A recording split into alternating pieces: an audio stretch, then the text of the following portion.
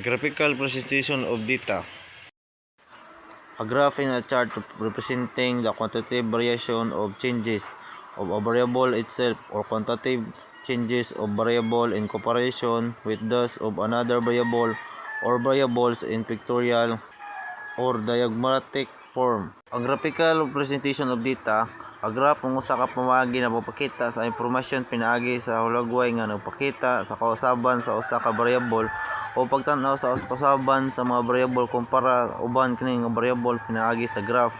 Ang numero ug datos na mahimong masabtan ug dali maklaro na pamaagi. Ang purpose ani kay to simplify complex data, to easily identify trend patterns and comparison, to make data understandable ug glance. Ang type of graphs kay line graph, bar graph, ug pie graph, ug histogram, ug scatter plot.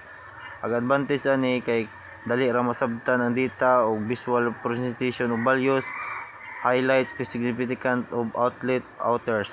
The quantitative variation of changes in the data may refer qualitative, geographical, or chronological attribute. For instance, if the number teaching science in the high school province is graph according to this degrees, the graphing qualitative of their number is graph according to their assignment in their town where the high school are located. The graphing is geographical, and if their number is graph according to school year, graphing is chronological. Ang quantitative variation nagpasabot na kung unsaon pag-usab sa numero pananglitan pila ka teacher sa laing-laing kay kategorya. Ang graph kasagaran nagpakita sa kalahi sa numero.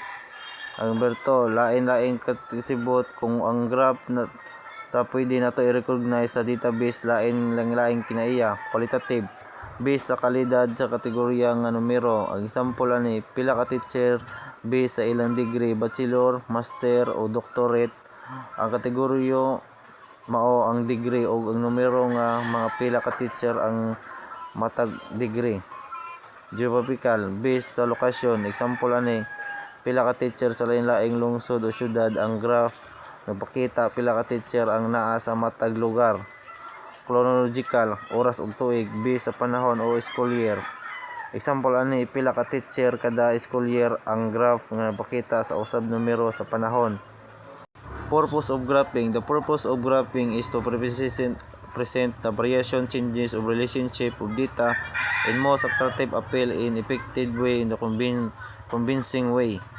The purpose of graphing is to show data visually so that if easy to understand what is the sentence mean. Simpler term, present variation of changes, show relationship, make it attractive to appealing and effective to convincing.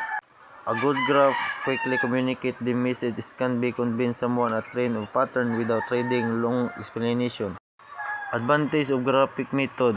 Bakani it 54.55 according to Bakani it's all the following are the advantage of the graphical method. Number 1 is attract attention more effectively than the tables, and therefore is less likely to be overlooked. Readers may skip table but pause to look the charts. Number 2, use the color pictorial diagram, make it a list of figure in business reports of meaningful also in the thesis report. Number 1, ang graph o chart mas matahom tanawon kaysa sa tables. Mauna ang dali kini mapansin sa mga tao. Ang mga tao usahay mo skip lang sa table kay boring tan-awon, pero ang charts kay mapahunong sa ilang tan-aw, maka-Pinterest og mga impormasyon. Number 2, paggamit og color og larawan. Ang mga charts kasagaran gamiton og color, forma o larawan aron ipakita sa datos nga mas dali masabtan ug mas makahatag og kahulugan ang impormasyon. Pananglitan ang bar chart nga nagpakita sa halin kada buwan ug dali ra makita kung asa ang bulan taas ang halin kaysa sa basahon ang tanang numero. Number 3, it gives comprehensive view of quantitative data. The wandering of a line exerts a more powerful effect in the reader's mind that tabulated data it show its happening and what is likely to take place. Comprehensive view of quantitative data. A graph, especially line graph, napakita sa tanan datos sa usa ka tan-aw na dili kinahanglan basahon og matag numero og table. Wandering of a line, ang linya sa graph mosaka sa ubos kini mas dali makita ug mas kusog sa epekto sa hunahuna kaysa sa numero sa table. Makita dayon ang pattern o trend. Number 3, show trend sa prediction. A graph dili lang nagpakita sa unsay nahitabo aron pero makatabang usab sa pagtan-aw unsay posibleng mahitabo sa moabot base sa trend. Example ani, pananglitan ang kumpanya nagtan-aw sa halin sa tibuok tuig. Number 4, graph when able to be executive of a business concern. A graph especially pa quickly without much trouble in relation not seen from figure themselves is easily discovered from the graph illustration, including attractive charts and graph are now considered by most businessmen is the symbol of confidence in a good business report.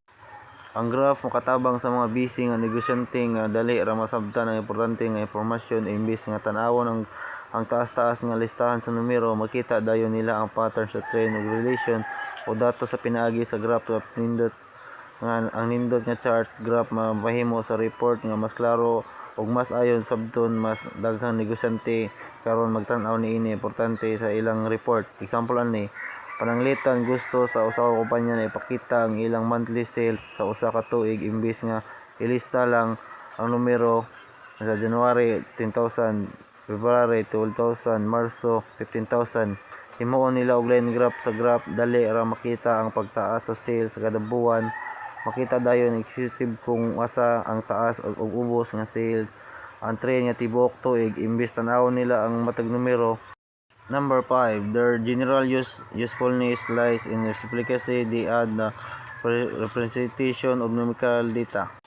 Manghulugan ani mao ni ang mga graph o chart na mapuslanon kay ang ilang gipasayunan ang pagsabot sa mga numero imbis nga tan-awon og taas nga listahan sa mga numero.